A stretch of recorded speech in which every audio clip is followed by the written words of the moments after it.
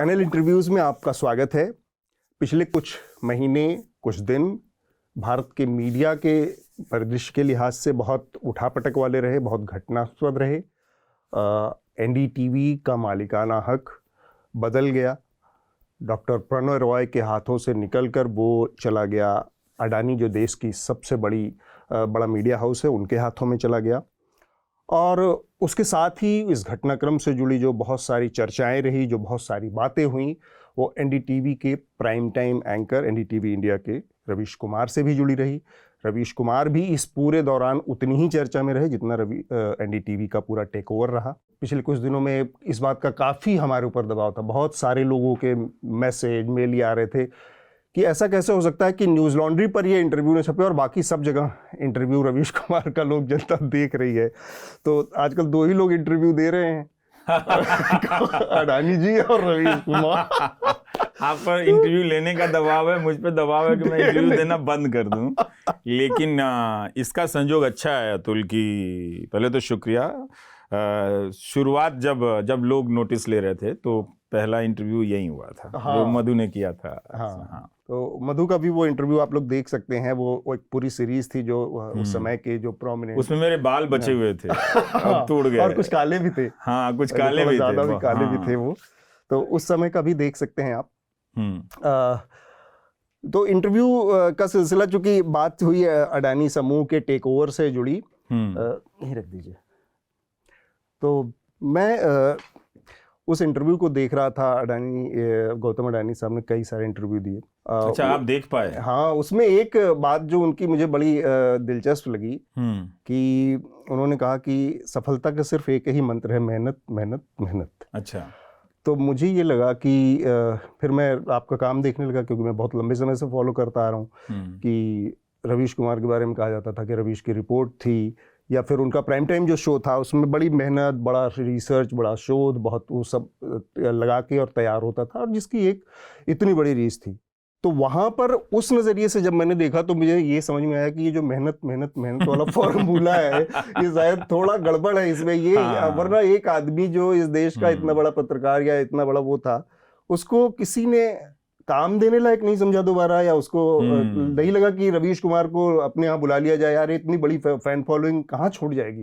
अगर बिजनेस के भी नज़रिए से वो बहुत मुफीद फैसला होता, और चैनल की लोकप्रियता के नज़रिए से भी बड़ा, तो फिर भी ये मेहनत वाला जो बात थी, तो मुझे लगा कि ये थोड़ी सी इसमें कुछ गड़बड़ी है। वो कनेक्शन शायद ज़्यादा, हाँ, उसको मेहनत मेहनत मेहनत लोग बोलता है। तो हाँ, वो आपने सुना उसको? आपकी क्या? मैंने उनका तो एक असल में मैं इंटरव्यू मैं थोड़ा सा देखा हूँ, लेकिन वो उसमें लगा हुआ था कि गौतम अडानी का असली इंटरव्यू। तो मैं कंफ्यूज हो गया कि इंडिया टुडे वाला कहीं नकली था, या दैनिक जागरण वाला नकली था, या फाइनेंशियल टाइम्स वाला नकली था, ये असली नकली वाला, या कहीं यही तो नकली नहीं है। तो कहीं चौथा कर ले, वो कहे कि ये असली इंटरव्यू है, तो कहीं ये नकली ना हो जाए। तो मैं समझ नहीं पाया कि गौतम अडानी का इंटरव्यू है या असली नकली वाला मामला है।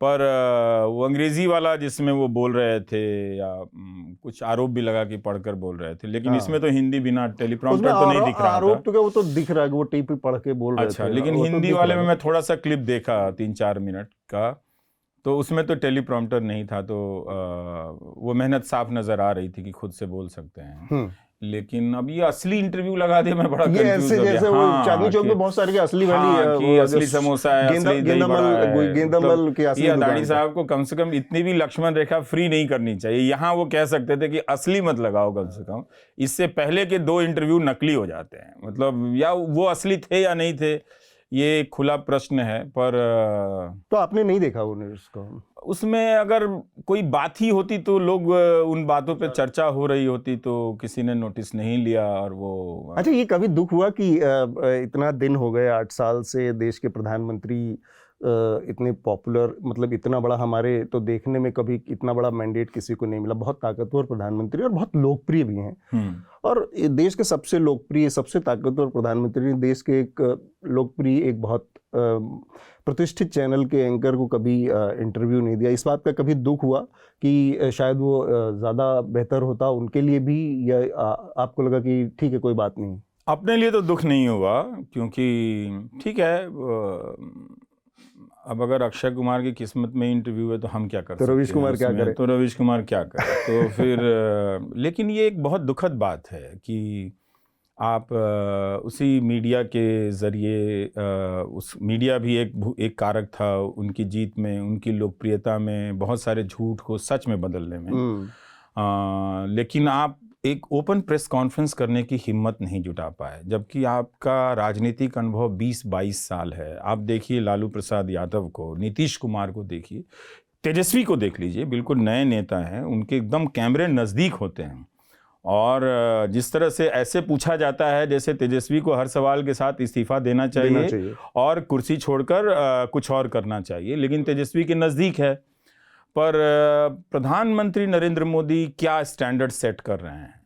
वो कहते हैं हम लोकतंत्र में बहुत आस्था रखते हैं, मगर एक खुली प्रेस कॉन्फ्रेंस करने की हिम्मत नहीं जुटा पाए। मनमोहन सिंह पर के खिलाफ उनके ही बरक्स ये इनकी छवि बनती है कि वो बोलने वाले प्रधानमंत्री नहीं हैं, उनको बोलना नहीं आता है, तभी बोलते हैं जब रिमोट से चलता है।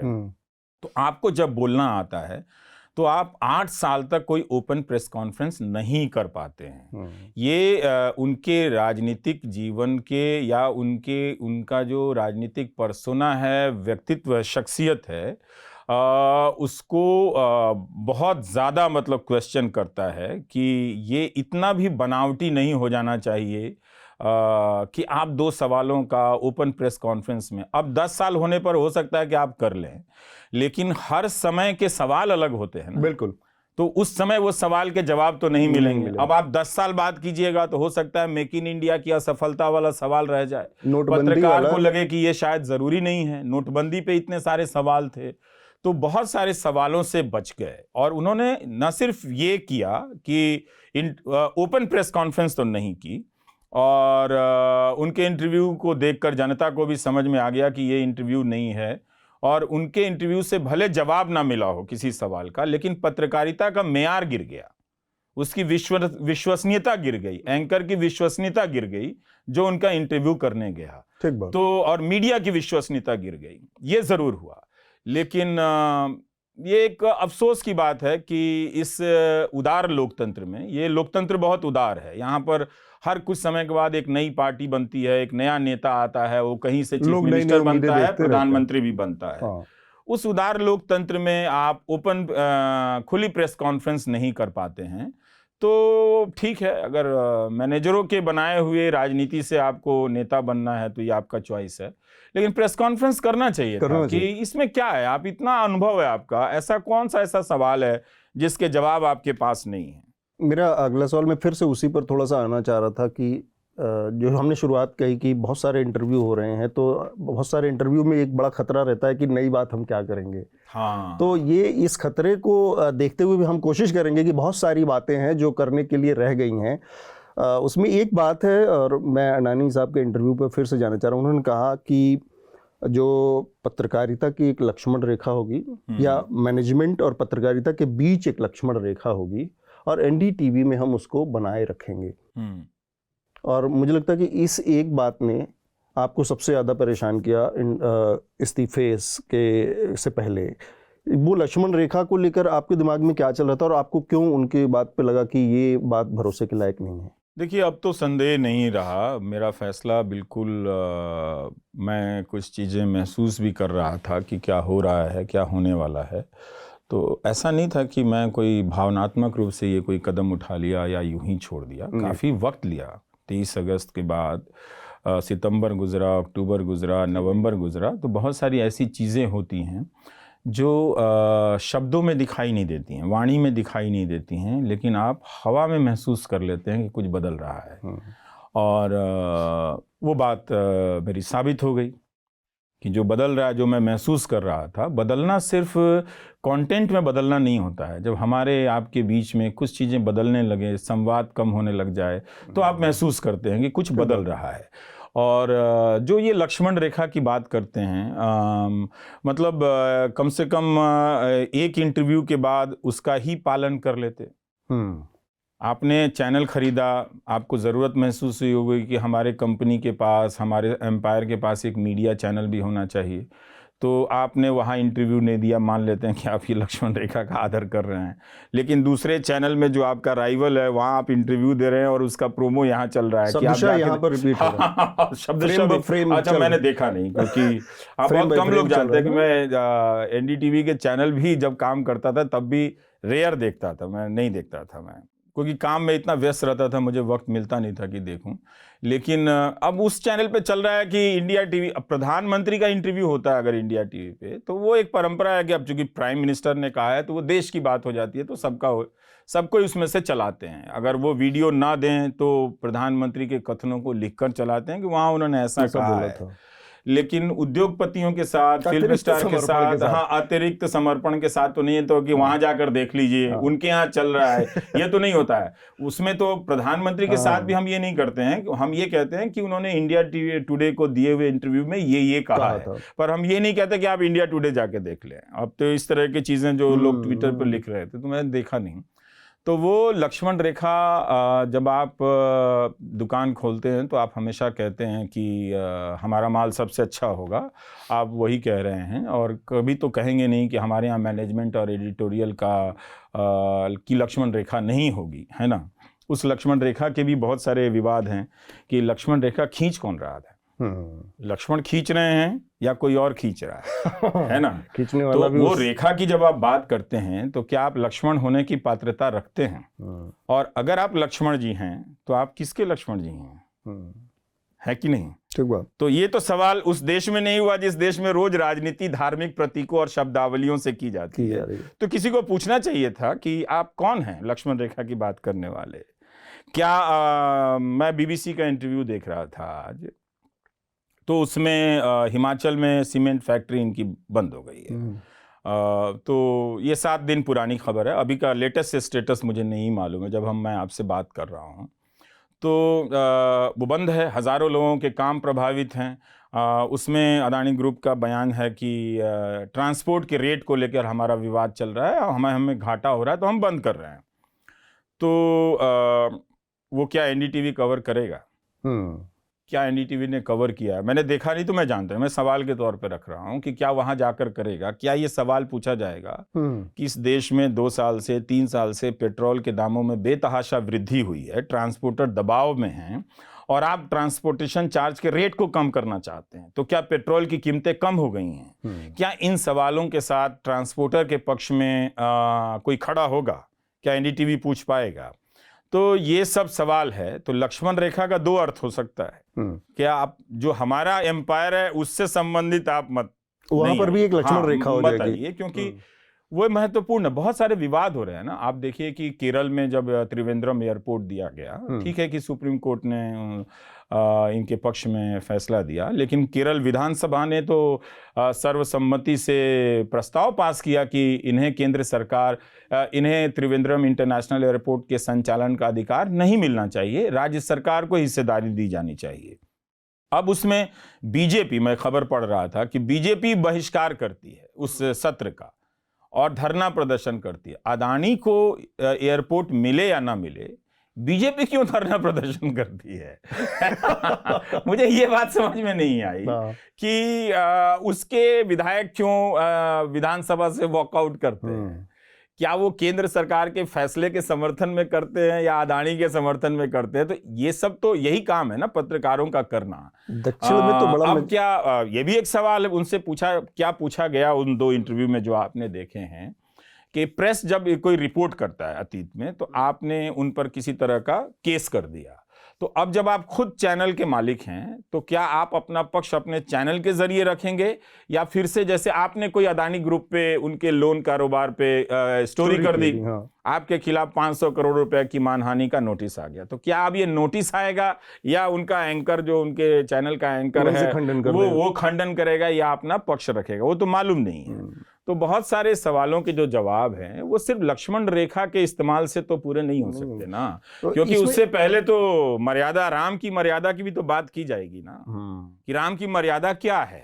लक्ष्मण रेखा, तो जब आप राम की मर्यादा पर आ जाएंगे तब तो फिर सारे संबंध, सारे फैसले, सारे बयानों का मूल्यांकन तो बहुत सख्ती से होने लगेगा, बहुत पवित्रता से होने लगेगा, तो बहुत मुश्किल हो जाएगी फिर तो। उसी से जुड़ा एक और सवाल फिर से मेरा है कि उन्होंने कहा कि उनकी मंशा है कि भारत के पास कोई ग्लोबल ब्रांड नहीं है। उनका जो विजन है एनडीटीवी को लेकर वो ये है कि एनडीटीवी को एक ग्लोबल ब्रांड बनाएंगे हम। और जैसे अल जजीरा, उन्होंने एक दो उदाहरण दिए। अब अल जजीरा को लेकर मेरे दिमाग में एक बात आई, मैं वो आपके सामने रख रहा हूँ, और फिर मैं चाहता हूँ कि आप एनडीटीवी के इस विजन के बारे में अपनी राय रखें कि अल जजीरा। एनडीटीवी को लेकर ना पूछें, क्योंकि मैं जिस एनडीटीवी को जानता था वो तो है नहीं, और जो है उसे मैं जानता नहीं। तो मेरे ख्याल क्या पता सवाल के बाद कुछ दिमाग में आ जाए। हाँ। तो अल जजीरा कतर बेस्ड एक प्लेटफॉर्म है, और पूरी दुनिया के लोकतंत्र से लेके मानवाधिकार से लेके अच्छे बुरे चीज के बारे में वो वहाँ पर खबरें आती हैं। लेकिन अगर अल जजीरा पे हम जहाँ बेस्ड है, जहाँ का वो उसकी ओरिजिन है, कतर के बारे में देखें, तो वो उस पर एक तरह की चुप्पी नजर आती है, एक तरह का वो दिखता है। अब अगर यही विजन एनडीटीवी पर लागू कर दिया जाए तो क्या यह एनडीटीवी को एक ऐसे प्लेटफॉर्म के तौर पर खड़ा करने की बात है जिसमें भारत के बारे में कोई बात नहीं होगी, बाकी देश दुनिया के बारे में बात करते रहेंगे? और क्या ये एक तरह का शॉर्टकट है कि जिसमें बिना कुछ मेहनत किए रास्ते से हट भी जाए और कोई आक्षेप भी ना है कि तुम अमेरिका के बारे में बोलो, यूरोप के बारे में बोलो और पाकिस्तान के बारे में बोलो, हिंदुस्तान के मसलों पे चुप हो जाओ, अल जजीरा जैसा एक मॉडल हम ग्लोबल ब्रांड बना देंगे, इस तरह से हमारा काम भी हो जाएगा। और ये मेरा एक रीजनिंग है कि अल जजीरा आप बनाना चाह रहे हैं एनडीटीवी को, क्यों? अल जजीरा का जो मॉडल है वो ऐसा मॉडल है, क्या एनडीटीवी वो ऐसा मॉडल बनाकर एक तरह से उसको रास्ते से हटाने का या उसको इररेलेवेंट कर देने की एक प्रक्रिया का हिस्सा हो जाएगा वो? ये तो है ही कि कुछ भी था, बहुत सारे राज्यों का कवरेज नहीं होता था, रिसोर्स कम थे, लेकिन फिर भी जनता की आवाज़ तो आ ही जाती थी। जो अलग अलग मसले को लेकर लोग कर रहे थे। अब मान लीजिए कि अग्निवीर को लेकर प्रदर्शन हो रहा है, उसको छोड़ के आप अब स्पेन में कौन सी गाड़ी आ गई है, और ये ग्लोबल पत्रकारिता का हम सब समझ रहे हैं कि क्या होने वाला है, और उसके किसी गांव की कहानी आप बता रहे हैं या किसी भारतीय की कहानी बता रहे हैं कि वो यहाँ पर बहुत सफल हो गए हैं, तो ऐसे सफल तो यहाँ वाले भी हैं, तो इनसे भी पूछ लीजिए कि जो आप यहाँ बिजनेस करते हैं तो आप सफल होने के लिए किसको कितने कितने पैसे देते हैं, किस तरह से डरे रहते हैं, ये वाला पूछ लीजिए। फिर उनसे भी पूछ लीजिए कि आप अमेरिका में जो कामयाब हो गए हैं, एनआरआई हुए हैं, तो कभी रिश्वत दी है, कभी पुलिस वाले ने धमकाया है, कभी सरकार बदलने पे आपके यहाँ छापे पड़े हैं, कभी कोई नोटिस आया है। दोनों इंडियन और एनआरआई बिजनेसमैन को आमने सामने बिठा लीजिए। इंडियन वाले तो अब तो नहीं बोल पाएंगे, वो तो झूठ बोलेंगे कि नहीं यहाँ तो ये सब अब नहीं होता है, लेकिन निजी चर्चाओं में करेंगे। तो ये है कि यहाँ के हालात को पर पर्दा डालने के लिए ग्लोबल ब्रांड की बात कर रहे हैं। ऐसा नहीं है कि आज जो हिंदी चैनल हैं और जो अंग्रेजी चैनल हैं वो यही कर रहे हैं। बहुत सारे ग्लोबल ब्रांड के नाम पर, और अगर आप ठीक से सर्च करेंगे तो ये उनसे पूछा जाना चाहिए कि ग्लोबल ब्रांड का विजन आपका है या प्रधानमंत्री का है, क्योंकि वो भी यही बात कहते रहे। कई सारे जो गोदी मीडिया के एंकर हैं वो भी ग्लोबल ब्रांड की बात करते रहे, और अंत में क्या हुआ? पुतिन के पास है न्यूक्लियर बटन, पुतिन दबा देंगे न्यूक्लियर बटन, यही कवरेज हो रहा था ना ग्लोबल के नाम पे। बिना अलग अलग देशों में संवाददाता को भेजे हुए, पुतिन से बात किए हुए आप पुतिन के बारे में तो सरकार को एडवाइजरी जारी करनी पड़ी थी ना कि इस तरह की चीजें आप ना कहा करें। तो ये तो ग्लोबल मीडिया का हाल है। तो उस ग्लोबल को भी, चूंकि इनको पता है कि भारत के लोग, हम भी विदेश जाते हैं तो सबसे पहले आंखें खुल जाती हैं, भाई गजब की चीज है, ये क्या है, वो क्या है।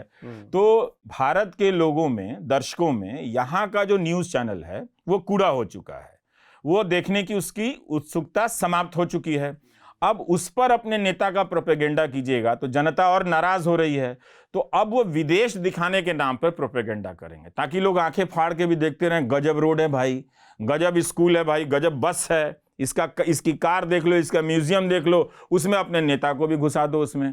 तो वो चूंकि हैरानी से देखते रहे, आंखें भकुआ के देखते रहे, जो हमारी भाषा में कहते हैं, मेरी मातृभाषा में भोजपुरी में, तो भकुआ के देखने के लिए लौकता हो विदेश देखता नहीं। देख लो न्यूयॉर्क में गई और गजब है, सारा गाड़ी पीछे पीछे लागल बा, विदेशों में इनकर इज्जत होता। तो वो बात जो है ना, मतलब मैं हिंदी में कह रहा हूं कि गाड़ियां लगी हुई हैं, कतारें चल रही हैं, विदेश में भी इनकी प्रतिष्ठा बढ़ गई है। पर आप वहां के ही अखबार देख लीजिए और इनके जो भी प्रधानमंत्री गए हैं, आप वहां के अखबारों में इनका कवरेज देख लीजिए। हम एक बात कह सकते हैं कि आप भारत को क्यों नहीं महत्व देते हैं, ये कोई बहुत अच्छी बात नहीं है कि आप भारत को इतना तो महत्व दीजिए कि आप हमारे प्रधानमंत्री गए हैं, हम बड़ी हस्ती हैं, हम लोग इतना बड़ा देश है, आप करते नहीं हैं, तो ये इतना क्या अहंकार है। पर आप वो ग्लोबल स्टैंडर्ड वाला जर्नलिज्म, जब आपका लोकल जर्नलिज्म खत्म हो गया है, स्थानीय पत्रकारिता, राष्ट्रीय पत्रकारिता पूरी तरह से खत्म हो गई है, तो अब आप सपना दिखा रहे हैं कि नहीं नहीं नहीं नहीं, अभी भी चांद देखने की संभावना समाप्त नहीं हुई है। हाँ। एक चांद बचा हुआ है ग्लोबल जर्नलिज्म का, ग्लोबल पत्रकारिता का, वो आप देखिए। तो अब ये जनता और दर्शक तय करे कि उसे क्या देखना। हम जानते हैं कि उसे क्या नहीं दिखाया जाने वाला है। ठीक बात। दो और छोटे सवाल इस पूरे मसले से जुड़े और फिर आगे के विषय पर बढ़ेंगे। वो एक सवाल मेरा कि बहुत सारे आपके शुभचिंतक भी उसमें शामिल थे, हम लोग फॉलो कर रहे थे ट्विटर में और यहाँ अलग अलग सोशल मीडिया पे। उनका ये कहना था कि रवीश कुमार को इस्तीफ़ा नहीं देना चाहिए था, इस्तीफ़ा उन्होंने देकर गड़बड़ कर दिया। और कुछ लोगों का ये कहना था उसमें कि जब अंबानी से दिक्कत नहीं तो अडानी से क्या दिक्कत है। अब ये जो दोनों स्थितियां हैं, आपने पहले भी इसको स्पष्ट किया, मैं चाहता हूं कि एक बार फिर से इस बात को स्पष्ट किया जाए कि आपको लगता है अब कि इस्तीफा देने में जल्दीबाजी हुई और अडानी अंबानी में अंतर है? नहीं नहीं, बहुत सोच समझ के दिया गया फैसला है, कोई जल्दबाजी में नहीं किया है, और अब तो लग रहा है कि बहुत सही किया है। जिस तरह से असली इंटरव्यू का प्रचार हुआ है, जिस तरह से मैं देखना चाहूँगा कि हिमाचल में जो ट्रांसपोर्टेशन अंबुजा सीमेंट का जो बंद, एक सीमेंट फैक्ट्री बंद है, पूरा कारोबार बंद होगा, 7 दिन रहा तो बंद, अगर मुझे तो लेटेस्ट नहीं मालूम है। लेकिन अभी देखना बहुत बाकी है कि कितना क्रिटिकल हो सकते हैं, कितना सवाल पूछ सकते हैं। इधर उधर की बातें करना वो अलग बात है, लेकिन बहुत अंतर है। आप देखिए, एक आईएएस ऑफिसर हैं रिटायर्ड, उन्होंने ट्वीट किया था कि इनके मैनेजमेंट बोर्ड में 2 आईएएस ऑफिसर गए हैं, है ना। तो उसके बारे में उन्होंने, सूर्य प्रताप सिंह शायद उनका नाम है, तो उन्होंने ट्वीट किया था कि ये गए थे। तो इस तरह के लोग, पूर्व पत्रकार टाइप्स के लोग तो नहीं आए थे। और वहाँ पे जो चीज़ें जो जिस तरह से आए हैं, वो आईएएस अफसर कौन है, उनका बैकग्राउंड क्या है, उनकी राजनीतिक नज़दीकियाँ क्या हैं, अगर आप इन सब को देखें तो फिर आपको मेरे सवालों के जवाब मिलते चले जाएंगे। ऐसा नहीं था कि मैंने किसी जज्बात में, जज्बात तो होनी चाहिए, बिना जज्बात के बात क्या, ऐसी बात में अगर जज्बात ना हो तो क्या बात है। लेकिन वो फैसला तो सोच समझ कर लिया गया था कि वो तो फिर डॉक्टर प्रणय रॉय से भी पूछा जाना चाहिए कि आपने क्यों इस्तीफा दिया, आपको तो वो चेयरमैन बना के रखना चाहते थे, है ना। तो उन्होंने भी तो कुछ सोचा होगा ना, उन्होंने भी तो कुछ सोचा होगा, उन्हें भी तो लगा होगा कि जब ये मेरी जगह नहीं रही तो नहीं रही। अब वहाँ हम किससे ज्ञान लेंगे वहाँ पे पत्रकारिता का, वो बहुत मुश्किल है। और इसी में कुछ लोग और थे जो आपके पुराने कलीग भी रहे, उन लोगों ने लगभग मोर्चा ही खोल दिया कि ये तो हिपोक्रेसी है, और ये बरखा दत्त ने लिख दिया कि अब इन लोगों को, हम तो देखिए बहुत सारे लोगों से वहाँ रहा हूँ 27 साल, अगर बातें जमा कर दें तो बहुत सारे लोगों से 20 मिनट भी बातचीत नहीं है मेरी। तो इतना तो असामाजिक आदमी मैं नहीं हूँ ना। ठीक है कि काम में व्यस्त रहता हूँ, पर इतनी बातचीत भी नहीं है मेरी। लेकिन वो कहने दीजिए, लेकिन वो अगर वो वास्तविकता नहीं देखना चाहती हैं तो ये उनकी मर्जी है। बहुत दायरे ऐसे होते हैं कि मतलब बहुत कई बार अपना लिहाज ज़्यादा करना पड़ता है कि क्या हम उस हद तक जा सकते हैं, क्या हम अपनी शालीनता को पार कर सकते हैं क्या। वो मैं नहीं करना चाहता हूँ, क्योंकि कोई इतना महत्वपूर्ण नहीं है कि उसके लिए अपना किरदार छोड़ दिया जाए और फिर उस पर बात किया जाए। लेकिन बीबीसी के भी इंटरव्यू में बताया भी था कि उनको कितना महत्व मिला, कितने संसाधन उनको मिले, ये सब मिले, और बेहतर है कि ये सब बात डॉक्टर प्रणय रॉय इसका जवाब दें। हाँ, क्योंकि उन्हें बताना चाहिए और उनसे ग्रिलिंग होनी चाहिए कि आप दीजिए जवाब इन सब बातों का। मैं तो मतलब किसने घर उजाड़ा और जिन लोगों जो क्या हुआ नहीं हुआ वो आप जाने, उनको क्या मिला नहीं मिला, हमको क्या मिला नहीं मिला, तो इस तो बात है। लेकिन मेरे व्यक्तिगत अगर रूप से देखें तो मुझे बहुत मौका मिला जिसका मैं आजीवन उनके वाले एनडीटीवी के प्रति आभारी रहूंगा, इनके वाले एनडीटीवी के प्रति नहीं। रहना भी चाहिए कि एक न्यूज़ चैनल 1000 तरह की सीमाओं से गुजरता है, उसके पास बहुत मुसीबतें होती हैं, लेकिन फिर भी उन्होंने एक रवीश कुमार को झेला और अच्छा, उन्होंने झेला ही होगा ना, तो ऐसा इतना आसान तो नहीं है झेलना। तो एक चीज और, इसीलिए तो अच्छा, कौन आपने पहला सवाल पूछा था कि कौन नौकरी देगा, मतलब ये भी एक स्टेटमेंट है ना कि हमें ही नहीं, अतुल आपको भी नहीं देगा, क्योंकि पता है कि आप भी क्रिटिकल आदमी, आपको भी नहीं देगा और प्रसून को भी नहीं मिलेगा, अभिसार को भी नहीं मिलेगा, और अब तो अजीत अंजुम को भी नहीं मिलेगा, साक्षी जोशी को भी नहीं मिलेगा। तो जो भी लोग हैं जो पत्रकारिता कर रहे हैं, सवाल कर रहे हैं, उनको नौकरी नहीं मिलने वाली है। यहीं पर मैं न्यूज़ लॉन्ड्री को लगा देता हूं, प्लग कर देता हूं कि सबसे ज़रूरी है इस समय में, जिस दौर से पत्रकारिता देश के गुजर रही है, कि आप यानी जो दर्शक हैं, जो इस देश के नागरिक हैं, वो इन्वेस्ट करना शुरू करें देश की पत्रकारिता में। सब्सक्रिप्शन उसका एक तरीका है। आप इसके ज़रिए अपना यानी जनता का मीडिया खड़ा कीजिए, और ये जो बिग मनी है, जो बड़ा पैसा है, वो कॉरपोरेट का हो या फिर सरकारी पैसा हो, उससे इस पत्रकारिता का भला नहीं होना है। न्यूज़ लॉन्ड्री इस देश का पहला सब्सक्रिप्शन बेस्ड मीडिया प्लेटफॉर्म है, जिसको आप सब्सक्राइब कर सकते हैं। अब मैं यहाँ पर थोड़ा सा डेविल्स एडवोकेट प्ले करना चाह रहा हूँ रवीश, कि एड फंडेड जो पूरा मीडिया का मॉडल है, न्यूज़ लॉन्ड्री उस विचार के और पूरी तरह से खिलाफ है। हमारा मानना है कि वो पत्रकारिता की बहुत सारी बर्बादियों की सबसे बड़ी वजह है, क्योंकि फिर आप सरकार या फिर कॉरपोरेट, दो के इशारों पर नाचते रहते हैं। लेकिन ये छोटे मीडिया की बात है कि हम न्यूज़ लॉन्ड्री में जहाँ पर हमारा ऑपरेशन छोटा है, वहाँ पर इतनी बड़ी चुनौतियाँ नहीं हैं जिसको कि लेकर हम ज़्यादा वो करें। लेकिन जहाँ से आप आए हैं, टेलीविज़न मीडिया, उसकी दूसरी मजबूरी है, वहाँ पर बिग मनी एक बड़ी ज़रूरत है। डीप पॉकेट रहना सबसे बड़ी वहाँ की आवश्यकता है, क्योंकि वो हर दिन हाथी की तरह से वहाँ पर संसाधनों का इस्तेमाल होता है। तो ऐसे में आज आपका वो बयान मैं सुन रहा था जिसमें आपने कहा कि पैसा आप अपनी जेब में रखो और जिगरा हम अपने पास रखेंगे। लेकिन वो पैसा जिस मॉडल में आप काम करते हैं तो वहाँ के लिए बहुत ज़रूरी है। इस सच्चाई से आप कैसे वो करेंगे? केवल जिगरे से काम नहीं चलेगा। मेरा सवाल ये है कि उस पैसे और इस जिगरे के बीच में क्या कोई तालमेल हो सकता है? क्या कोई अल्टरनेट और तरीका भी आपके दिमाग में है? सोच रहा हूँ, ये एक नई स्थिति तो है, और असल में कॉरपोरेट जो विज्ञापन है, बुराई उस विज्ञापन के पैसे में नहीं है, बुराई है कॉरपोरेट और सरकार के बीच जिस तरह का संबंध हो गया है, और जो आज का कॉरपोरेट है वो जिस तरह से सरकार का प्रतिनिधि हो गया है, उसमें ज़्यादा बुराई है। ऐसा नहीं है कि विज्ञापनों के भीतर समाज की रूढ़िवादिता को चैलेंज नहीं किया जाता है। बहुत सारे विज्ञापन समाज की रूढ़िवादिता को चैलेंज करते हैं, कई बार अपने दौर की सरकारों पर भी टिप्पणी कर जाते हैं और लोकप्रिय हो जाते हैं। तो मगर अब ये दौर बहुत दूसरा है, और ये बहुत ही शर्मिंदा होने वाली बात है कि उन नफरती चैनल को भी हमारा कॉरपोरेट विज्ञापन देता है। पर मुझे लगता है कि उन्हें भी अच्छा नहीं लगता होगा। मैं भी इस बात से गुजर रहा हूँ कि क्या मुझे जो YouTube का मॉडल है ऐड इंडोर्स करना चाहिए, लेकिन मैं उस नतीजे पे पहुँच रहा हूँ कि हाँ, मैं करके देखता हूँ, क्योंकि मैं एक मौका भी देना चाहता हूँ कि कोई कॉरपोरेट ये ना कहे कि हम आगे आना चाहते थे पत्रकारिता के बचाव में, तो आपने दरवाजे बंद कर लिए।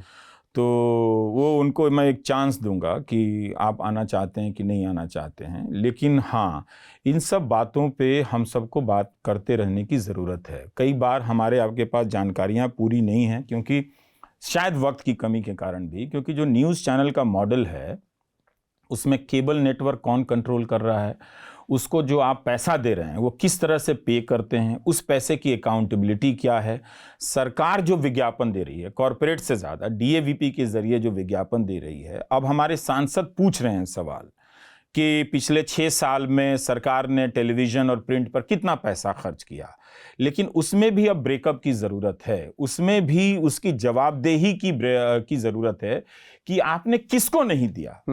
आपने न्यूज़ लॉन्ड्री को क्यों नहीं दिया, आपने वायर को क्यों नहीं दिया, क्या हम जब हम जनता के पैसे से आपका अस्तित्व अभी तक बचा हुआ है, तो उस जनता के टैक्स के पैसे पर क्या आपका अधिकार नहीं बनता है? आपका भी अधिकार बनता है। तो ये राजस्थान पत्रिका का बड़ा डिबेट है सुप्रीम कोर्ट में कि जब उनका ऐड बंद किया गया था और पहले भी, तो सुप्रीम कोर्ट ने कहा था अब ऐड बंद नहीं कर सकते हैं, लेकिन अब ये कोई सवाल ही नहीं उठा रहा है। अब देखने की बात होगी कि क्या एनडीटीवी पर सरकारी ऐड चालू हो जाएंगे। सरकारी लोग जाने लगे हैं, ऐड भी आने लगे। हाँ, मतलब अब अधिकारी ही बोर्ड में है और यहाँ वहाँ है तो अलग बात है। अब जहाँ वो अब सुनता हूँ कि प्रवक्ता भी आने जाने लगे हैं जो मेरे कार्यक्रम में नहीं आया करते, उन्हें बड़ा अच्छा लगता होगा, चलो अब कोई पूछने वाला नहीं है, चलो यार घूम फिर के आते हैं। अच्छा, ये बात अपने आप में एक अनरिटन स्टेटमेंट तो है ही है ना कि पहले नहीं आते थे, अब आते हैं, तो वो कॉन्फिडेंस कहाँ से आया कि अब आना चाहिए? अब मैं नहीं हूं तो कॉन्फिडेंस है ना। पर आप ये सोचिए कि ऐसा नहीं है कि बीजेपी में खराब प्रवक्ता हैं, वो बिल्कुल मेरे सवालों का सामना कर सकते हैं। हाँ। लेकिन जो पार्टी का इस वक्त का नेतृत्व है उसने पार्टी को कहां पहुंचा दिया है? ये पार्टी तो विपक्ष के में रहते हुए, पत्रकारों के बीच रहते हुए ये पली बढ़ी है। इसको तो सबसे ज्यादा प्रेस का सपोर्ट मिला हिंदुस्तान के इतिहास में, सबसे ज्यादा इसको सपोर्ट मिला है। और ये पार्टी दावा करती थी कि हमारे पास एक से एक प्रखर नेता, प्रखर शब्द का इस्तेमाल करेंगे, मुखर वक्ता हैं, प्रखर वक्ता हैं, और आधे अधूरे संस्कृत के 2-4 वाक्यों का इस्तेमाल करके विद्वता साबित करने वाले नेता भी हैं। हाँ, कुछ इस तरह से बोल लेते हैं, लेकिन वो ये बोल नहीं पाए कि भाई हमें आजाद करो। मतलब मुझे कई बार लगता है कि राहुल की यह पदयात्रा इस मामले में अधूरी रह गई। उन्हें बीजेपी के मुख्यालय में जाना चाहिए था और उनको मेरी तरफ से कहना चाहिए था कि अपने प्रवक्ताओं को कम से कम उसके कार्यक्रम में भेज दो। जोड़ने का काम इधर भी करो। तो जोड़ने का काम इधर भी तो करते राहुल गांधी, तो उन्होंने नहीं किया। लेकिन हाँ, ये जो मीडिया का जो मॉडल है वो बहुत खतरनाक स्तर पर चला गया है। और जो सिर्फ कॉर्पोरेट ऐड की बात नहीं है, जो सरकारी ऐड है उससे हजारों करोड़ रुपया है, राज्यों का मिला लें, उसकी पारदर्शिता क्या है, उसकी जवाबदेही क्या है? चुनाव आ रहे हैं, 1 साल पहले आप सरकारी विज्ञापनों की भरमार मच जाती है। अब हमें नहीं मालूम कि जो सारे विज्ञापन सरकार के छपते हैं वो सब डीएवीपी के ही होते हैं या विज्ञापन या विभाग के स्तर पर भी होते हैं। क्या सांसदों के पूछे गए सवाल में वो सारे पैसे आते हैं? कई बार कार्यक्रमों के जरिए विज्ञापन होता है कि विज्ञापन के जरिए कोई इवेंट कर दिया गया, उस विभाग ने या मंत्रालय ने और एक चैनल को पैसा दिया गया या कई चैनलों को पैसा दिया गया। क्या हमारे विपक्ष के सांसदों के पूछे गए सवाल में वो सवाल आ रहा है? तो ये जो खजाना है, इस खजाने पर बहस करने की बहुत जरूरी है, मॉडल पे भी बहस करने की बहुत जरूरी है। ये एक अच्छी बात है कि जनता अब, चाहे वो न्यूज लॉन्ड्री हो, चाहे वायर हो, स्क्रोल हो, या हमें भी लोग यूट्यूब पे ज्वाइन कर रहे हैं, मासिक रूप से कुछ ना कुछ पैसा दे रहे हैं, जनता में ये स्वाभिमान जग रहा है। लेकिन वो ये भी देख रहे हैं कि हमारा पैसा देना ही काफी नहीं है, इनका दायरा बहुत बड़ा नहीं हो पा रहा है। तो हम जनता का आभार आपको भी व्यक्त करना ही चाहिए कि उसमें ये साहस है और वो जोखिम उठा रही है कि उसके अकाउंट चेक किए जा सकते हैं। कई बार हो सकता है उसको हैरेस किया जाने लगेगा कि आप इनको चंदा क्यों दे रहे हैं, या आपने 5,000 चंदा दिया, आपको इनकम टैक्स का नोटिस भेजेंगे। इस डर के बावजूद जनता अगर पैसे दे रही है तो उस जनता की हिम्मत को सलाम करना चाहिए कि उसमें ये हिम्मत बची हुई है। जब तक उसमें ये हिम्मत बची हुई है तब तक हम लोग सवाल पूछने की स्थिति में रहेंगे, बने रहेंगे। ठीक बात। और नहीं तो फिर वो गायब कर देंगे। एक और सवाल, और इसके बाद में जो आपने जिक्र चूंकि यूट्यूब का किया ही है उस पर मैं आऊँगा। एक उससे पहले का एक सवाल है मेरा कि बायस को लेकर पत्रकारों के ऊपर बड़े वो होते हैं, व्यक्तिगत मेरे बायसेस क्या हैं, मेरे पत्रकारी बायस क्या होने चाहिए, मेरी अपने आग्रह दुराग्रह किस तरह के होने चाहिए।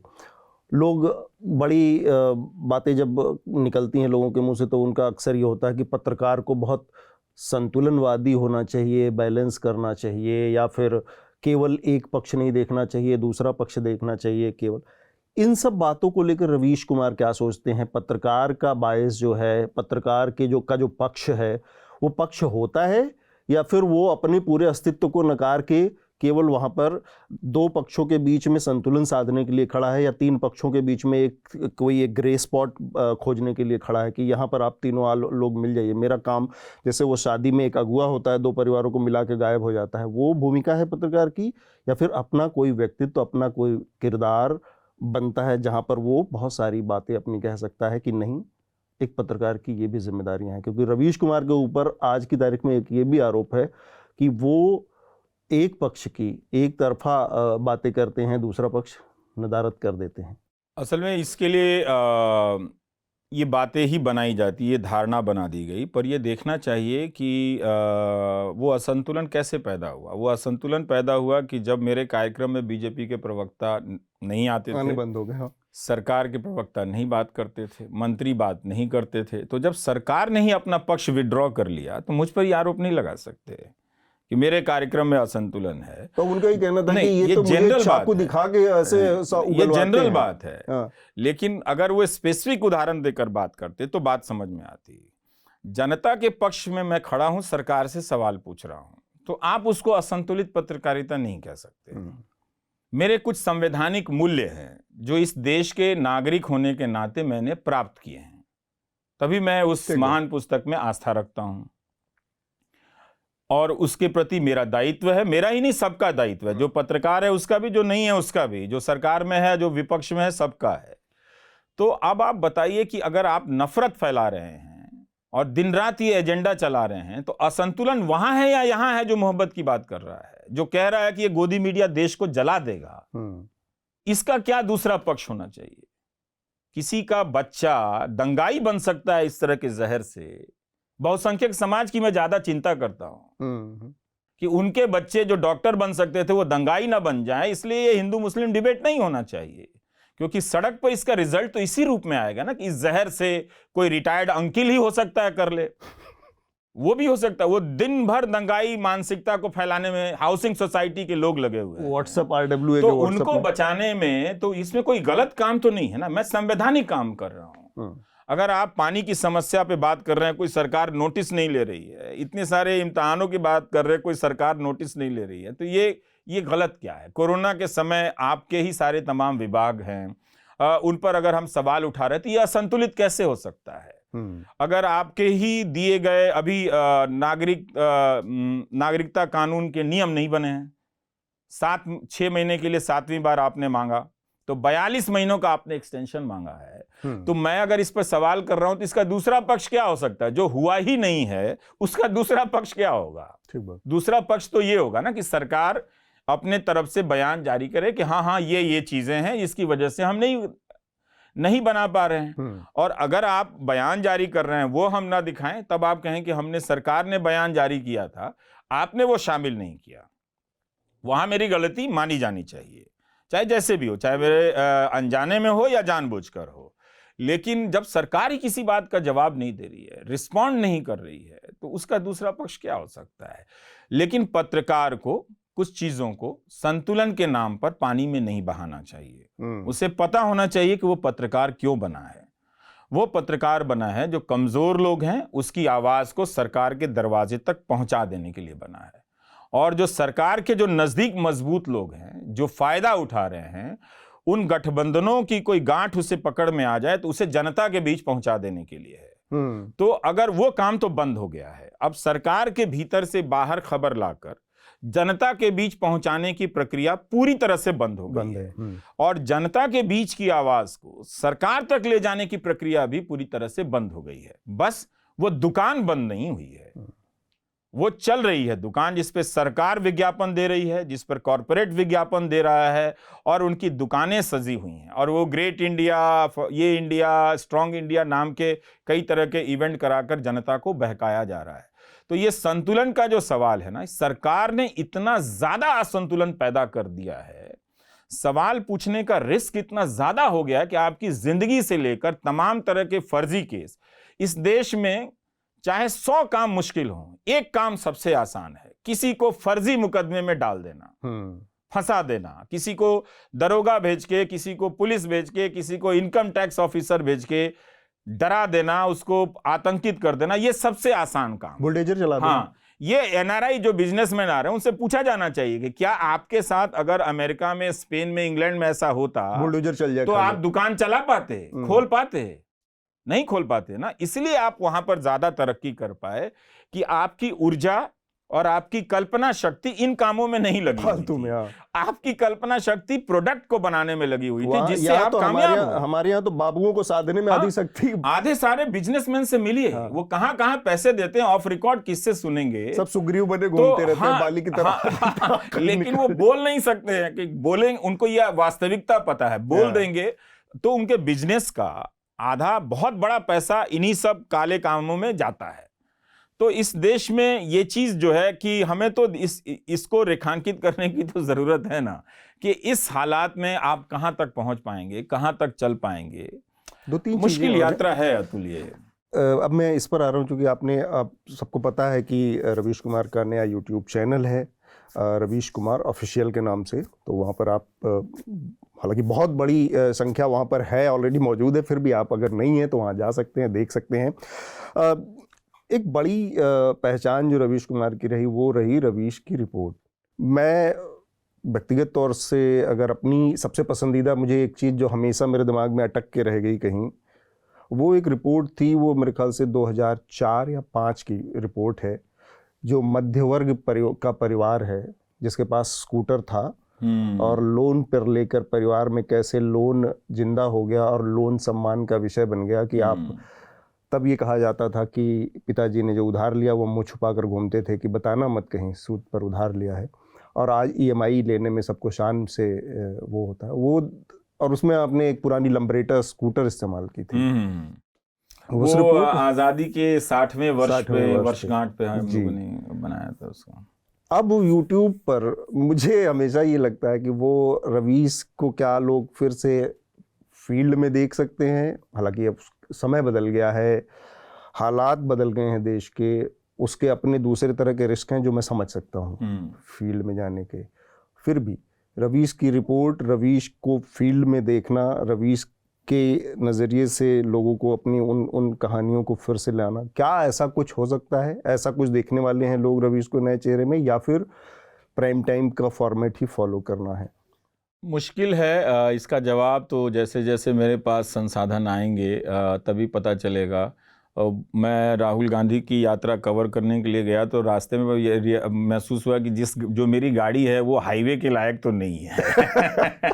तो अब मैं तुरंत उस गाड़ी को किसी मजबूत गाड़ी से बदलूंगा तो बहुत पैसे लग जाएंगे। तो और वो कुहासा था, तो फिर मैं उस यात्रा में 1-1.5 घंटे के लिए ही रहा।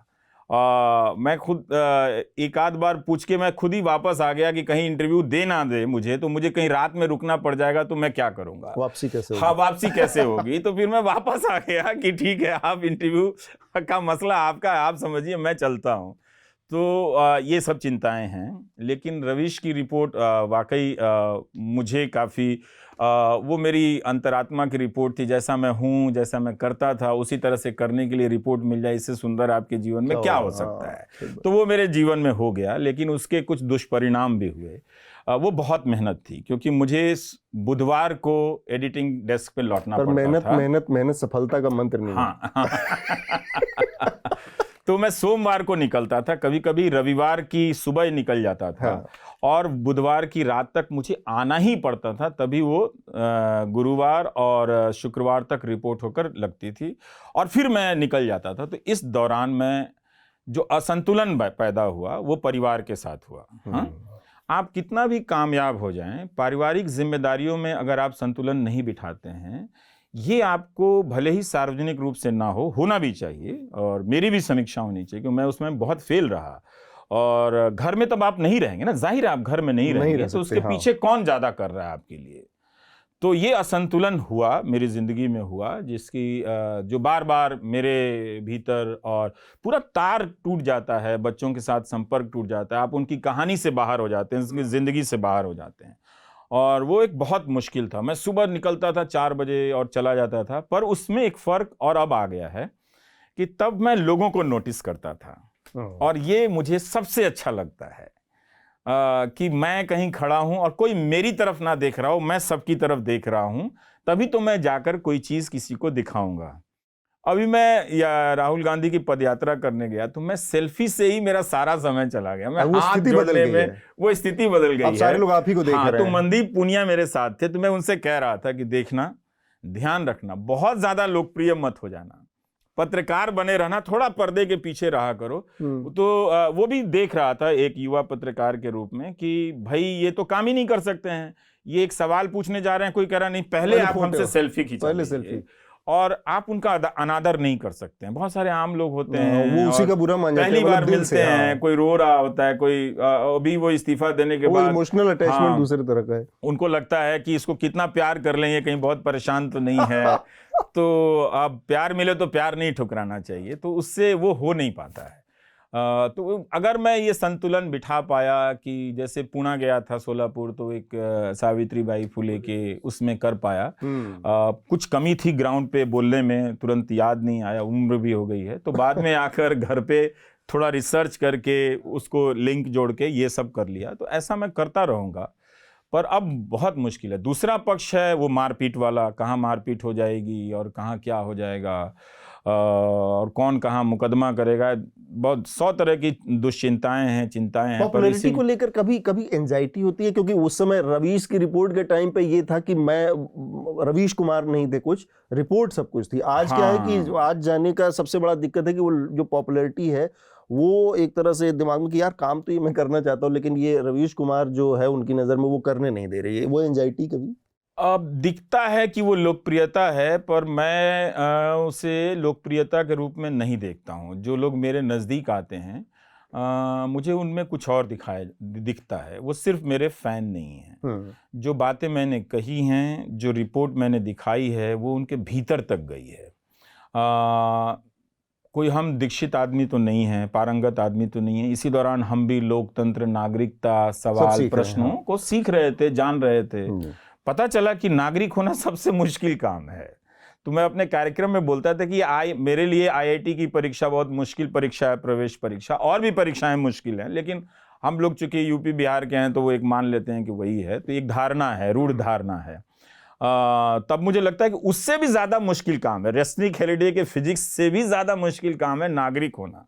बहुत टफ है। और सबसे आसान काम है वोटर होना, क्योंकि वोटर आप 2 मिनट के लिए होते हैं, वो लाइन में लगते हैं। इसलिए अब मुझे बहुत बेचैनी होती है जब चुनाव आयोग कहता है 80% लोगों ने वोट दिया है। ये कोई बड़ी बात नहीं है। आप मुझे ये बताइए कि 80% वोटर में से कितने लोगों ने सही जानकारी के साथ वोट दिया है, कितने लोगों ने पैसे को ठुकराकर, शराब को ठुकराकर वोट दिया है, कितने लोगों ने अपने भीतर जाति और धर्म की चेतना को ठुकराकर वोट दिया है। तो मैं वो डेटा देखना चाहता हूं। कास्ट के नाम पर आपने वोट दे दिया, रिलीजन के नाम पर वोट दे दिया, जो जहर बोया गया कम्युनलिज्म के नाम पर आपने वोट दे दिया, मैं इस डेटा का क्या करूंगा। तो ये वो है जो बहकाए हुए लोग हैं, लेकिन नागरिक जो होता है ना, वो बहकाया हुआ नहीं होता है। तो वोटर जो है, जरूरी नहीं है कि वो नागरिक की भूमिका परफॉर्म कर रहा है, वो बहुत अलग होता है। दोनों अलग अलग, दोनों की भूमिकाएं हैं एक ही व्यक्ति में, लेकिन जैसे ही वो नागरिक की भूमिका में आएगा, उसके दिन रात के चैन उड़ जाएंगे। बहुत मुश्किल काम है उसको। एक चीज़ आपने बाद में भी जिक्र किया कि आप एक युवा जर्नलिस्ट हैं, मनदीप के साथ घूम रहे थे और आपने उनसे कहा कि थोड़ा सा अपने को बचा के रखना पत्रकारिता को। वो जो पॉपुलैरिटी का मामला है वो कई बार आपको दूसरी तरफ भी ले जाता है और काम में बाधक बन जाता है। जो समय है, इस समय हम देख पा रहे हैं कि बहुत पोलराइज हो गया है मीडिया का पूरा माहौल, और ऐसे स्थिति में पहुंच गए हैं लोग कि जहां पर 40, 45, 50 की उम्र आते आते आप को रोजगार के लायक नहीं समझा जा रहा है। तो इतने ध्रुवीकृत माहौल में, इतने पोलराइज माहौल में जो नए लड़के आ रहे हैं, जो बहुत आदर्श के साथ, जो वास्तव में कुछ करना चाहते हैं, जो पत्रकार बनना चाहते हैं, उनके लिए आप मतलब अगर कोई मैसेज या कोई सीख या कोई समझ क्या होनी चाहिए, क्या उनको आप सलाह भी देंगे कि आप पत्रकार बने, और अगर बने तो क्या करें? मैं पहली पॉजिटिव चीज़ कहना चाहता हूँ कि वो काम करें, करते रहें। मैं अपने अनुभव से कह सकता हूँ कि मैं बहुत कृतज्ञ हूँ अपने दर्शकों का। उन्होंने न सिर्फ मुझे देख के सपोर्ट किया है, भावनात्मक रूप से भी समर्थन दिया है, और वो बिल्कुल पीछे नहीं है आर्थिक रूप से समर्थन देने में। मैं बिल्कुल नहीं ले रहा हूँ, वो एक अलग बात है, क्योंकि मैं चाहता हूँ कि मैं थोड़े मेरे घुटने छिल जाएं, तलवे में जख्म हो जाए, ज़रा देख लें, सब जगह से बंद हो जाएं, बंद कर दिए जाएं। ज़रा सा मैं चाहता हूँ कि इस देश के कि अंतरात्मा को भी मैं थोड़ा सा झकझोरना चाहता हूँ, तो मैं बंद हो जाना चाहता हूँ, देखना चाहता हूँ कि जो ताकतें हैं जिनके पास लाखों करोड़ रुपए हैं वो कामयाब होते हैं कि नहीं होते हैं, तो वो मैं थोड़ी देर के लिए झेलना चाहता हूँ। लेकिन अगर आप अपनी काम को जिम्मेदारी से कर रहे हैं तो यकीन मानिए कि इस देश की जनता आपके साथ है। सारी जनता कभी नहीं होगी, लेकिन जो जनता साथ में है ना, वो बहुत मजबूती से है। और कई बार अतुल, ये रुला देने के हद तक वो जनता प्यार कर जाती है, आप कल्पना नहीं कर सकते हैं। और आप उनके भीतर का जब दर्शक देखेंगे ना, तो वो आपको नागरिक दिखेगा, वो कहीं से भी फैन नहीं है। एक टीचर एक ट्रेन में सफर कर रही है और अंदाजे से वो मुझे फोन लगाती है, मैं उठा लेता हूँ, वो रोते जाती है, उससे बात नहीं करती, कहती है कि फिर जब मैं कहता हूँ कि नहीं, आप पूछ रही है कि आपके लिए क्या कर सकते हैं, कि नहीं मैम, आपकी शुभकामनाएं काफ़ी हैं, मेरा मनोबल बढ़ाते रहिए, काफ़ी है। तो कि नहीं, ये काफ़ी नहीं है, बताइए कि मेरे पास इतने पैसे हैं, मैं आपको पैसे देना चाहती हूँ। कुछ पुलिस के सिपाही लोग आ गए कि हमारे पास, हम लोग चंदा करके आपको पैसा देना चाहते हैं। ये देश है। तो जनता के साथ खड़े रहिए, जनता आपको नहीं छोड़ेगी। ज़रूर सरकार आपको फंसा देगी, आपका चैनल बंद करा देगी, यूट्यूब में स्ट्राइक लगवा देगी, और ये सब वो सब करेगी आपको। तो इस देश में कोई एक गलती पकड़ लेगी अकाउंट का, उसमें आपको जेल में बंद कर देगी, नोटिस भेज देगी। लेकिन जनता है अच्छी, तो पत्रकार अपना काम उसके प्रति समर्पित होकर करें, तो जनता की तरफ से इनाम मिलेगा। और अब इस समय की जनता और दर्शक जो है ना, वो समझ गए हैं कि इस पत्रकार को बचाना और इस तरह की पत्रकारिता को बचाना हमारा भी काम है ना, चाहे व्यक्तिगत रूप से, चाहे वो आपको फंड दे रहे हैं या सब्सक्रिप्शन ले रहे हैं, उस तरह से। हाँ, चिंताएं हैं कि उन्हें अब इस तरह के प्लेटफॉर्म नहीं मिलेंगे जहां वो व्यक्तिगत अपने पत्रकारिय पेशेवर को, जो पेशेवर चीजें हैं उसको निखार पाए। हाँ, तराश पाए, क्योंकि जरूरत होती है कि आप हमें भी अब महसूस होता है कि मैं आपसे पूछ लूं कि मैं ये लाइन लिखूं कि नहीं लिखूं, करना क्या चाहिए। तो एक न्यूज फ्लोर में एक टीम होती है, तो सब एक दूसरे से सीख रहे होते हैं, कंपीट कर रहे होते हैं, 3 चैनलों के बीच प्रतियोगिता हो रही होती है। अब तो एक चैनल कह रहा है उनके यहाँ इंटरव्यू हुआ, देख लीजिए जाके। ये तो प्रतियोगिता नहीं है, खबरों की प्रतियोगिता हुआ करती थी, तो उसमें पत्रकार बेहतर परफॉर्म करते थे। अब तो नहीं होती है ना। कौन लेकर आ रहा है सरकार के भीतर से खबर की हमारी ये एक्सक्लूसिव स्टोरी है? सारी एक्सक्लूसिव स्टोरी विपक्ष के राज्यों की है और विपक्ष के नेताओं के प्रति है। तो ये एक मुश्किल है युवा पत्रकारों के लिए कि उनके पास प्लेटफॉर्म नहीं रहेगा, उनके पास भी डेवलप करने का, उनके पास, देखिए, वो सिर्फ समाज सेवा करने नहीं आ रहा है, उसको आना भी नहीं चाहिए। इसलिए वो एक बड़ा रिस्क लेता है। जब आप पत्रकार बनते हैं ना, बहुत बड़ा रिस्क लेते हैं अपने जीवन में। कहा किसी ने नहीं है, क्योंकि अब देश के मीडिया संस्थान है, वो चाहते ही नहीं कि आप पत्रकार बने, वरना इतने सारे लोग यूट्यूब पे नहीं होते, इन चैनलों पर होते और सवाल पूछ रहे होते सरकार से। तो बेसिकली ये जो न्यूज चैनल हैं, इस देश के महान लोकतंत्र को प्रतिदिन प्रति क्षण शर्मिंदा कर रहे हैं, और ये जनता देख रही है। तो ये इस बात को लेकर मुझे पत्रकारों को लेकर, युवा पत्रकारों को लेकर थोड़ा दुख होता है कि इनको ऐसा मौका नहीं मिलेगा जो हमें मिला है। पर क्या कहें, मतलब उम्मीद तो हम नहीं छोड़ सकते। एक अच्छी बात है कि जगह जगह पर यूट्यूबर बन गए हैं, और आप देखिएगा यूट्यूब पर भी लगाम कस दिया जाएगा। उनको कहीं ना कहीं लंगड़ी लगा दी जाएगी कि वो गिर जाएं और चोट लग जाए, और धक्का दे दिया जाएगा कि उनका मुंह हाथ फूट जाए, किसी को केस में डाल दिया जाएगा, किसी को पकड़ के पुलिस थाने में पीट देगी, तो पता चलेगा कोई ट्वीट कर रहा है, उससे किसी को कोई फर्क नहीं पड़ रहा है। इतना खराब दौर, मतलब पत्रकारों के लिए क्या होगा। लेकिन तब भी वो पत्रकार जगह जगह अलग अलग भाषाओं में, कभी कॉमेडी के जरिए, कभी किसी और तरीके से जरिए कर तो रहे हैं। तो बड़ा अच्छा लग रहा है कि कोई सिस्टम सपोर्ट नहीं कर रहा है, सबके खिलाफ है, मगर फिर भी पत्रकार पैदा हो रहा है। तो उसके जीवन में क्या अच्छा होता तो मुझे बहुत अच्छा लगता।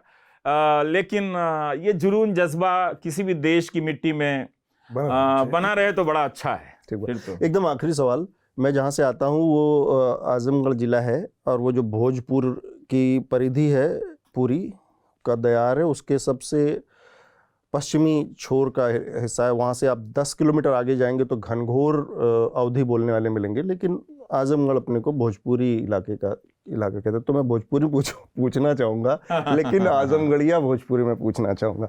भोजपुरी बनाने के विचार कैसे आए? मेरी मातृभाषा भोजपुरी है, हिंदी नहीं है। अगर भोजपुरी में जवाब दे दे तो और भी बेहतर है। तो ना, हम हमेशा हमारी मान्यता रहे कि हम भोजपुरी के हैं। हमारे माई कहली कि जब उनका के बतौनी को बोली कि कहाँ देखी तो बबुआ लगता नहीं खा, दुबराइल बड़ा कि मोटा गई बड़ा, अब तो कौन चेहरा नहीं खा। हमके बानू यूट्यूब बनौले बानी भोजपुरी चैनल देखो मैं। अच्छा। तो कहली हाँ वो निम्ने बा। पहले तो अब हमारे माई का कहते रही ध्यान दी, पहले तो भोजपुरी नु रहे, बाद में नु हिंदी आयल। अंग्रेजी लोग छांटे लागल, भोजपुरी नु मेन भाषा। अभी भी भोजपुरी अभी भी भोजपुरी में यही है कि अगर हिंदी बोलने लगे तो कहेंगे अंग्रेजी बोलता है। हाँ, तो हम लोग सुन के बड़े हुए थे। तो जिस हिंदी ने मेरी भोजपुरी को ले लिया, मैं उस भोजपुरी को उस हिंदी से वापस लाना चाहता हूँ। ठीक बात। और बड़ा शानदार समाज है भोजपुरी का। खूब मेहनती, घामा में एकदम पीठ जरा देने वाला और मुरेठा बांध के खट देने वाला, कम मजदूरी में खट देने वाला, पूना से लेके बंबई तक को बना देने वाला। लेकिन ये भोजपुरी समाज के दम पे ये जो खराब गायक लोग बालोग और लोकप्रिय हो गए बालोग, वे लोग एमपी बन जाता, एमपी भी हो गए। हाँ, तो जो भोजपुरी के लोकप्रियता और समाज के ताकत से अभी अच्छा लोग नहीं क्या होता, तो हम चाहते नहीं अच्छा लोग उभर के आओ। तो अभी खूब लोग सपोर्ट करता लोग। और जब मैं प्राइम टाइम में था तब भी भोजपुरी बोलता था। तब भी भोजपुरी बोलता था। ऐसा अभी नहीं कि कोई नया दौर आ गया है, क्योंकि मैं भोजपुरी को जीता हूँ। ठीक बात। तो एकदम आखिरी चरण में है मैं, और मैं पूरी बातचीत का एक बस निचोड़ जैसा कहूँ तो वो ये है कि नए लोग जो रवीश कुमार कह रहे हैं कि नए लोग आए, लेकिन उनका जो विज़न है, जो विचार है, वो इतना स्पष्ट होना चाहिए कि आप किसके पक्ष में खड़े हैं, जनता के पक्ष में। यही इसकी अंतिम बॉटम लाइन है। हमसे बातचीत करने के लिए बहुत बहुत शुक्रिया रवीश जी। Thank you. मुझे लगता है कि बहुत सारे सवालों का जवाब मिला होगा और बहुत सारे इंटरव्यू से कुछ तो अलग जानने को मिला होगा। और मैं डरा हुआ हूं कि कोई ये ना कहे कि फिर तुमने इंटरव्यू दिया। लेकिन ये अच्छी बात है कि बात हो रही है। और मेरी बात नहीं है, बात यह है कि इतना महान लोकतंत्र है और इतना कमज़ोर नकारा मीडिया है, तो इस देश की जनता को हर दिन हर इंटरव्यू के ज़रिए बताया जाना चाहिए कि आपका लोकतंत्र कोई और ख़रीदने की कोशिश कर रहा है, होने मत दीजिएगा। बिल्कुल। और ये मत कहिएगा कि किसी ने बताया नहीं था, तो बाद में दोष मत दीजिएगा किसी को। बताया नहीं था। बहुत बहुत शुक्रिया रवीश जी हमसे बातचीत करने के लिए। धन्यवाद। आपको भी, आपकी टीम को भी।